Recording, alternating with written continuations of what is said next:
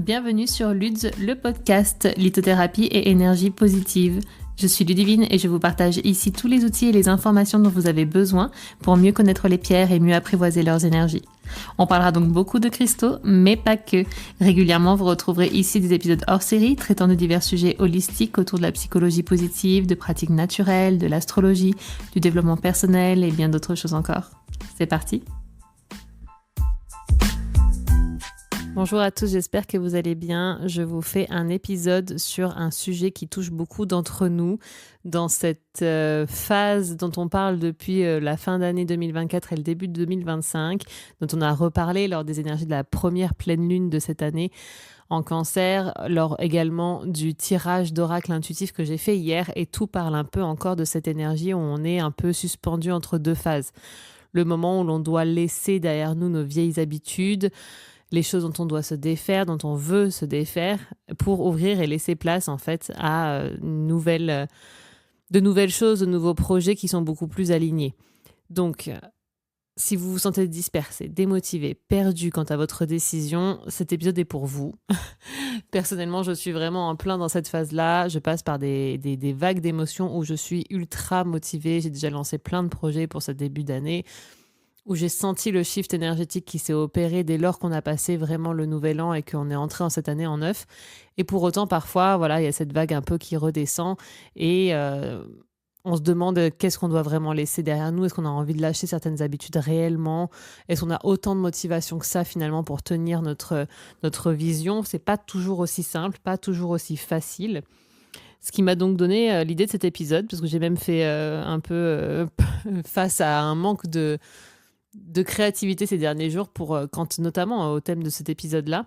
Et je me suis dit qu'on allait explorer vraiment ensemble justement comment se recentrer dans ces moments-là, se reconnecter un peu à son why, ce fameux pourquoi qui nous motive, et comment les pierres, bien évidemment, vont pouvoir nous accompagner dans ce processus, comment moi, en tous les cas, je les utilise pour un peu aller vers cette transformation, cette transition.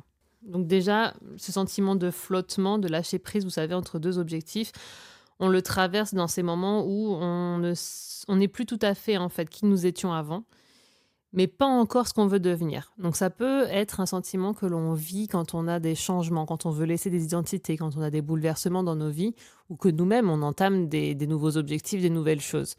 Et ça peut être justement le cas d'une nouvelle année avec les objectifs que ça comprend. Donc vous le savez, le mot résolution est très souvent galvaudé parce que soit il est encensé, chaque année il faut absolument faire de nouvelles résolutions, soit il faut surtout même pas dire le mot parce que sinon ça va durer qu'une semaine et on va les laisser de côté. Peu importe le mot que vous mettez dessus, pour tout à chacun, généralement quand même le début d'année, on ouvre un nouveau chapitre et voilà, quoi qu'il en soit, on commence de nouvelles choses. Donc c'est forcément un moment où on ressent un minimum cette phase-là et beaucoup plus intensément pour d'autres. Donc c'est une phase qui peut être forcément inconfortable, ce sentiment un peu de flottement. Et ça survient quand il y a différentes choses à ça en fait. Parce que ça arrive très souvent quand on a trop de pensées en tête et qu'on ne sait plus où on doit commencer. Vous le savez, dans l'épisode hors série sur doTERRA, je vous ai parlé du fait d'être multipotentiel. Ça arrive beaucoup dans ces cas-là, mais pas que. Quand on a plein de choses en tête, on veut lancer plein de choses, on commence une tâche et puis finalement, hop, on pense à autre chose quand justement on aimerait lancer, on se met à faire quelque chose d'autre et puis on laisse la première tâche de côté, etc. Tout ça, ça nous disperse et ça fait qu'on ne sait plus par où commencer, on ne sait plus quoi reprendre. Ça peut également arriver quand on est effrayé à l'idée de lâcher ce qu'on a connu, de lâcher des anciennes identités. C'est pas facile. Pour commencer quelque chose, il faut faire de la place. Et c'est pas toujours facile de laisser des anciennes identités, même celles que l'on dit vouloir à tout prix lâcher, bien parfois c'est pas si facile que ça. Donc c'est à ces moments-là où parfois on fait un pas en avant, deux en arrière. Ça peut être également le cas quand on doute de nos objectifs, quand on doute vraiment de si c'est une bonne idée. Alors le fait de douter, de savoir si c'est vraiment ce qu'on a envie de faire ou pas, si c'est bien ou pas, si on n'est pas sûr de le vouloir, ça c'est une chose. Là, il faut vraiment être sûr évidemment que c'est ce qu'on veut. Mais il y a aussi le fait de douter de si on va vraiment y arriver, si ça va pas être trop dur, s'il vaut pas mieux laisser ça de côté parce que ça va demander beaucoup d'engagement, ça va être beaucoup de sacrifices peut-être, peut-être qu'on va pas être à la hauteur. Voilà, ça peut arriver ces phases un peu de flottement inconfortable quand on est face à ce genre de questionnement. Et ce qu'il faut comprendre ici, c'est que dans tous ces cas de figure possibles, c'est une phase en fait. Ça reste une phase, c'est une invitation à se recentrer pour trouver l'équilibre. Il ne s'agit pas de tout contrôler, de forcer forcément le changement, mais c'est de s'ancrer, de clarifier ses intentions et d'avancer étape par étape. Pourquoi c'est important de reconnaître ce moment de flottement comme étant une invitation à la pause, une invitation au recentrage, à s'aligner? Parce que ça va nous aider à y voir plus clair. Ça va nous aider à y voir plus clair à savoir si c'est juste du stress, c'est juste de l'hésitation, de ne pas savoir comment s'y prendre, du manque d'organisation peut-être, de structure, de mise en place d'habitudes que l'on doit prendre en main, ou si c'est réellement une mauvaise idée, simplement des objectifs qui ne nous conviennent absolument pas, et justement de se réaligner, ça peut nous faire le tri dans nos objectifs justement et de voir où est-ce qu'on veut vraiment aller. Est-ce que c'était vraiment si aligné que ça avec nous? Ou comprendre si toutes ces hésitations-là, c'est simplement votre ego, votre mental, qui essaye de vous dire hop, hop, hop, doucement, tout ça, ça va te faire beaucoup sortir de ta zone de confort, tout ça, ça risque potentiellement de te mettre en danger, c'est ce que lui se dit dans sa tête. Là où tu es le moins en danger pour ton cerveau, c'est sur ton canapé. Donc, est-ce que c'est pas lui qui est en train de nous dire, ok, non, step back et puis reste tranquille, faire ce que tu connais, ça t'apportera pas plus, mais au moins t'es tranquille. Et c'est bien de se réaligner pour voir lequel de ces 3 piliers est en train de se mettre en place. Est-ce que c'est justement la toute petite baisse que l'on connaît après le fol engouement de lancement de nouveaux objectifs, où on se dit on va faire ça, ça, ça, ça, ça, ça, puis d'un coup, vous le savez, ça rebaisse toujours un petit peu. Est-ce que c'est ça? Et puis on a juste besoin de se recentrer, d'être assuré que nos objectifs sont ceux que l'on veut, et de se faire un petit plan d'action de step by step, petit à petit, comment je vais y aller pour profiter du chemin, et tout en visualisant toujours cette big picture de voilà mon goal, voilà où je veux arriver. Ou alors, est-ce que justement c'est votre ego qui va vous garder en vie? Ou est-ce que vous êtes simplement surchargé d'objectifs et certains ne vous correspondent pas du tout? Et il faut savoir faire un peu la place aussi, reconnaître que certaines décisions n'étaient peut-être pas les plus judicieuses pour vous. Et est-ce que c'était si aligné que ça? Si ça l'est pas, ben voilà, il faut vraiment faire les choix qui sont les meilleurs à tout point de vue pour vous. Évidemment, ce dont je vous parle ici, c'est des objectifs de tout horizon. Que ce soit une remise en forme sportive, que ce soit une remise en forme alimentaire, que ce soit un nouveau projet professionnel, que ce soit un achat immobilier, un déménagement, euh, une nouvelle activité personnelle, professionnelle, peu importe. Mais dans tous les cas de figure, ça s'applique. Et je vous le disais en tout début d'épisode, se reconnecter à son why, donc à son pourquoi, est vraiment une des clés essentielles pour sortir un peu de cette période floue. Parce que ça nous permet de revenir à l'essentiel. Pourquoi? Pourquoi est-ce qu'on s'est fixé cet objectif? Parce que si on oublie le pourquoi, il n'y a aucun intérêt en fait à faire tout ça. Il y a une raison derrière chacun de nos objectifs, qu'elle soit vitale ou alors qu'elle soit confortable, ou alors voilà, des conforts que vous voulez faire pour vous cette année. Vous souhaitez apprendre une nouvelle langue, vous souhaitez vous former dans autre chose, vous avez un but de fin d'année, c'est de vous reconvertir, vous avez un but de fin d'année, c'est d'avoir appris une nouvelle chose, c'est d'avoir perdu 10 kilos, je ne sais pas. Derrière chacun de ces objectifs, tout est légitime déjà, sachez-le. Mais il y a un pourquoi. Peu importe la raison, il y a un pourquoi.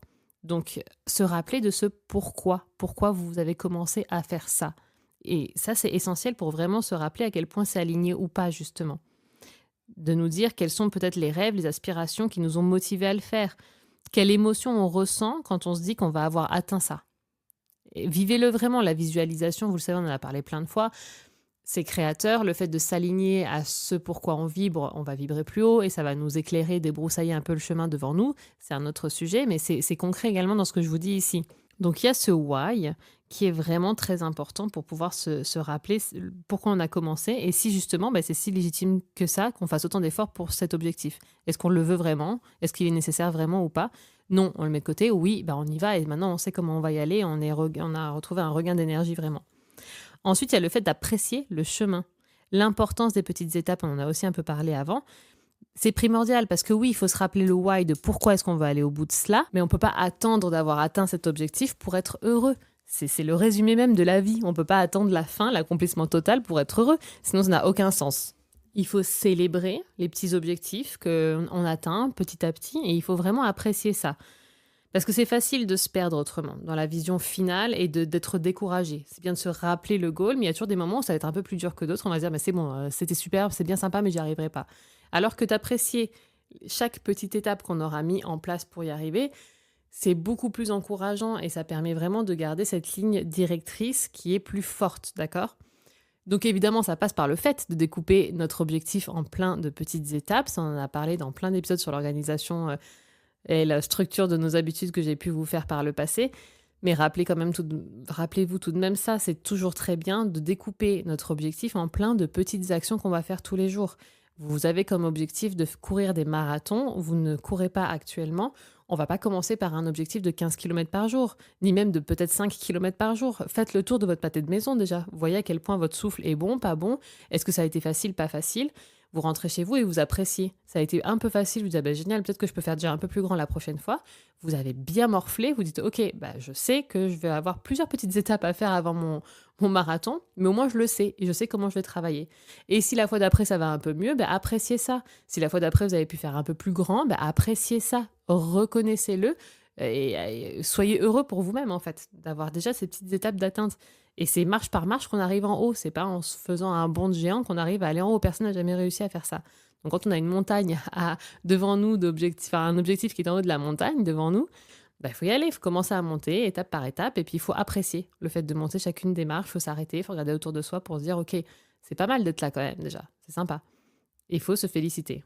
C'est le but de la vie, hein, tout simplement. Et c'est aussi se rappeler qu'il y a des fois où ça va être facile et des fois où ça va être moins facile. C'est se dire, ok, des fois je pense que tout va être fluide. Il y a plein de choses à ça, hein, les mouvements planétaires qui sont en cours en ce moment, l'énergie du mois, l'énergie du jour, l'énergie de l'année, pour les plus spirituels d'entre nous. Et ça peut être tout simplement votre humeur, votre entourage, la météo. Qu'est-ce qui s'est passé aujourd'hui qui a fait que ça a été pas facile, ça n'a pas été cool. Ok, bah, vous avez été en retard parce que votre bus était en retard, Mercure est en train de rétrograder peut-être, tout le monde est énervé parce que c'est la pleine lune, en bélier peut-être, et puis voilà, il n'y a rien qui va. Ok, bon, vous avez compris, je rigole un peu. Ça peut être aussi spirituel que ça peut être incarné, et tout ne dépend pas toujours de vous. Ça, c'est ok. C'est juste qu'il ne faut pas toujours se trouver des excuses non plus, bien sûr. Mais c'est accepter que des fois, ce ne sera pas facile. Et des fois, on va pas y arriver, on va pas le faire. C'est ok. Tout ça, c'est ok. Comme je vous le dis dans le dernier épisode de 2024, je vous invite à l'écouter si vous ne l'avez pas écouté, où je vous dis des fois, c'est bon, il faut lâcher prise, mais pas que. On se lâche prise une fois qu'on a notre ligne conductrice et qu'on sait que, ok, là, ça l'a pas fait, mais c'est pas grave, je le reconnais, j'en profite, je l'assume, c'est comme ça, je le vis pleinement. Et la prochaine fois, je vais y retourner, puis ça sera mieux. Et la fois où ça va mieux, bah, se dire que là, ça a été génial. Faut vraiment le dire. Et là, ça a été cool, je suis contente. La prochaine fois, je vais faire encore mieux, ou je vais faire exactement comme ça, parce que ça a bien marché, etc. Donc vous l'aurez compris, dans ces phases-là où on est complètement down, on ne sait plus où on va, on a l'impression de s'éparpiller partout, il n'y a plus rien qui fait sens, on a un manque d'alignement, on a envie de tout laisser tomber parce qu'on a l'impression qu'il n'y a plus rien qui est cohérent. C'est une énergie qui est en train de baisser quand on est comme ça, c'est ok, mais il ne faut pas rester dans cet état-là parce que plus l'énergie va rester là, va baisser, plus on va tirer à nous des énergies basses et on va accumuler les galères et puis du coup on va avoir encore plus envie de tout foutre en l'air, pour parler crûment. Donc vous l'aurez compris, à ce moment-là, il faut vraiment prendre un moment de pause, on s'aligne. Et s'aligner, ça passe par toutes les étapes que je viens de vous énumérer. C'est faire un point sur vos objectifs. Est-ce qu'ils sont vraiment alignés? Pourquoi on a commencé chaque chose? Le why derrière tout ça, voir la vision à long terme, comment on sera une fois que ça sera atteint. Ok, maintenant je découpe tout ça en petites étapes et je vais apprécier le cheminement, apprécier le fait que ça va être super parfois et accepter le fait que parfois ça ne le sera pas du tout. Je m'aligne à ça et je reste fidèle à ma ligne conductrice. Et après, on verra comment ça se découle. D'accord? Donc, c'est un petit moment de pause qu'on a besoin de faire, d'introspection, de visualisation pour se dire qu'est-ce que je garde pas, est-ce que c'est OK et je souffle un bon coup et si ça va, j'ai mon plan d'action, maintenant je vais pouvoir y aller. Donc, vous allez pouvoir peut-être vous aider évidemment grâce aux pierres. Vous me voyez venir, bien évidemment, il y en a qui sont idéales pour ça, pour vraiment s'aider à se recentrer. Il y a la labradorite qui est parfaite, on en parle beaucoup, j'ai l'impression, de la labradorite ces derniers temps, mais c'est vrai parce qu'elle est idéale pour traverser ces périodes de transformation parce qu'elle agit vraiment comme un guide. Elle nous aide à clarifier vraiment notre chemin en nous protégeant de distractions énergétiques extérieures, en fait, tout simplement pour vraiment voir clair en nous. Après, on a le quartz fumé que j'apprécie tout particulièrement parce qu'il dissipe la confusion et les pensées envahissantes. Il va vraiment nous ancrer en douceur dans le moment présent pour qu'on puisse avancer avec clarté. Et c'est également un rituel que vous pouvez faire avec le quartz fumé de manière hebdomadaire. Vous le prenez avec vous, peut-être tous les dimanches, je ne sais pas, comme vous voulez. Vous vous posez, vous faites le point sur la semaine, comment ça s'est passé en fait, vos habitudes. Comment vous avez cheminé, est-ce que ça a été, pas été par rapport à vos objectifs? Qu'est-ce qui n'a pas été? Ok, voilà, je vais peut-être faire différemment la prochaine fois. Qu'est-ce qui a été? Super, je vais le célébrer. Faire un petit point justement régulier aussi, ça peut aider à avancer. Ensuite, on a la citrine. La citrine, c'est quand on a besoin de motivation, justement, des énergies positives.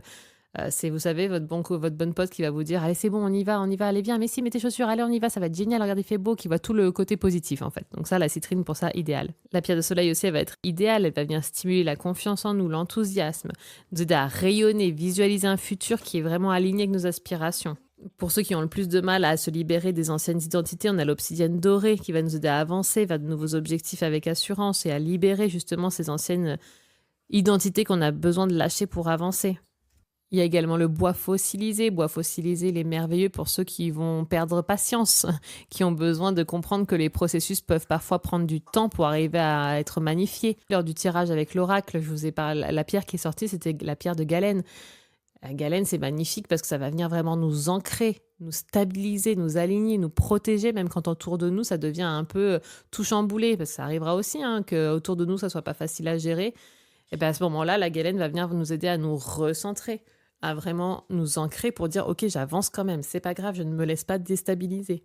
Et on a également le jaspe paysage qui sera fabuleux pour ça parce que c'est une pierre de discipline, de planification, qui nous aide justement à avoir cette big picture, mais en même temps le chemin qu'on va faire, ne pas oublier à regarder autour de nous comment ça va être agréable à chaque étape. Et elle va vraiment nous aider à structurer nos journées, à garder une vision qui sera plus claire.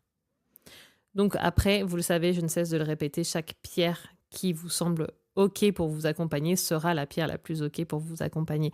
C'est juste que certaines ont des vertus qui se prêtent plus facilement à certains exercices, bien évidemment. Au quotidien, comment vous pouvez faire? Vous pouvez ancrer peut-être vos intentions dans vos pierres, les garder avec vous. À chaque fois que vous allez les sentir dans votre poche, ça va vous rappeler votre intention, votre but, etc. Le fait de rester aligné à cela. Vous pouvez les placer dans des endroits stratégiques selon vos besoins, justement, à mettre en place. La voir près de votre salle de sport. Je ne sais pas si vous avez une salle de sport chez vous, près de votre tenue de sport, près de votre bureau pour votre travail, près de votre classeur de votre nouvelle formation, peu importe, pour vraiment à l'endroit où vous allez la voir, ça va vous rappeler justement votre intention. Si vous voulez peut-être la mettre le matin près de votre brosse à dents, vous allez forcément, ça, des habitudes qui sont très ancrées pour tous les humains, enfin j'espère. Le matin, on se lève, on va se laver les dents, on va aux toilettes, voilà, on prend peut-être sa douche le matin ou le soir, peu importe, mais en tout cas, on a des habitudes qui sont ancrées. Et aller vers ces endroits-là par réflexe, sans avoir à réfléchir, ça va peut-être nous aider à en même temps, ah bah tiens, à côté de la brosse à dents, il y a ma pierre, ça me rappelle mon why, ok, je vais me réaligner 5 minutes le matin à mon objectif et je sais où je dois aller. Il y a ces petites choses-là qui peuvent vous aider à utiliser vraiment les pierres comme des encres. Vous pouvez faire ce dont je vous ai parlé plus tôt avec le quartz fumé de manière hebdomadaire, comme vous souhaitez, quotidienne, une fois par mois, comme vous voulez. Vous vous alignez avec votre pierre et puis vous vous recentrez un peu, vous faites un point sur ce qui s'est passé les jours précédents, à quel point ça a fonctionné, pas fonctionné, qu'est-ce qui se passe bien en ce moment. Vous pouvez avoir un journaling de vision, c'est-à-dire vous allez noter votre année 2025 comme si elle s'était déjà passée, vous êtes à la fin de l'année, vous remerciez tout le chemin que vous avez accompli durant l'année 2025. J'ai accompli ça, j'ai réussi ça. Merci de m'avoir apporté tout cela, voilà comment ça s'est passé, etc. Ça va aider votre cerveau à visualiser l'arrivée, l'avancée en tout cas vers votre objectif.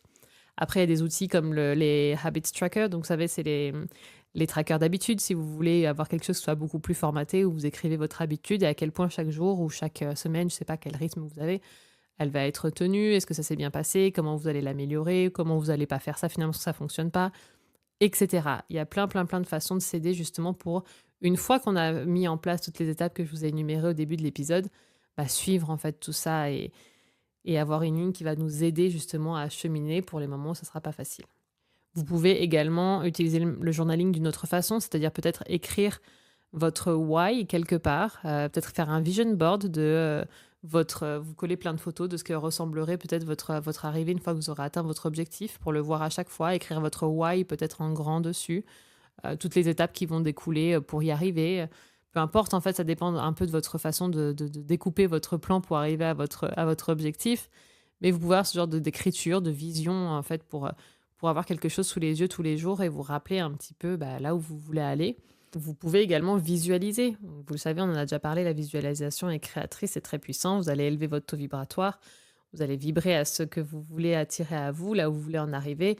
Visualisez-vous vraiment. On peut l'écrire, comme on l'a dit, mais si vous le visualisez lors d'une méditation, visualisez-vous comment vous êtes une fois que vous aurez atteint votre objectif, comment vous ressentez les choses vraiment, essayez de voir tout autour de vous, sentez, ressentez.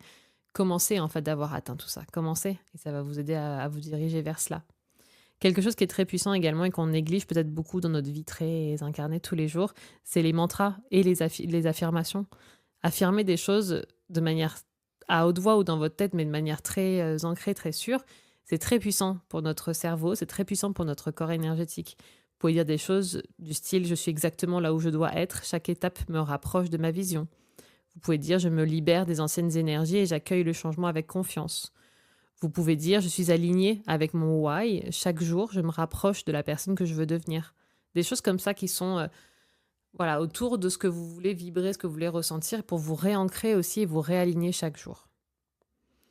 Donc vous l'aurez compris, il y a beaucoup de choses qui peuvent nous aider à faire tout ça. Avant tout, il est quand même primordial de mettre en place les 3 étapes que je vous ai énumérées au tout début de l'épisode pour un peu se libérer l'esprit et y voir un peu plus clair. Mais souvenez-vous bien que la vie est un équilibre de toute façon entre lâcher prise et action inspirée. Donc vraiment, donnez-vous le temps de libérer ce qui ne vous sert plus, de vous réaligner et ne perdez pas de vue vos aspirations. Vous êtes capable de grandes choses et chaque petit pas compte.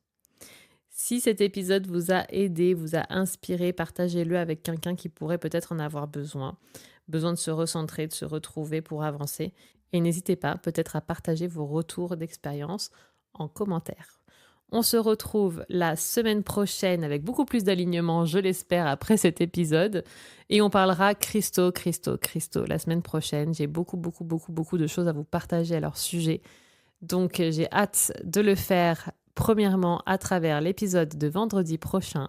Je vous souhaite une très belle journée et vous dis à très bientôt. Bye bye. Après chaque épisode ou de manière générale, n'hésitez pas à laisser un commentaire avec vos avis, vos retours, vos questions et éventuellement les sujets que vous aimeriez que nous traitions ensemble.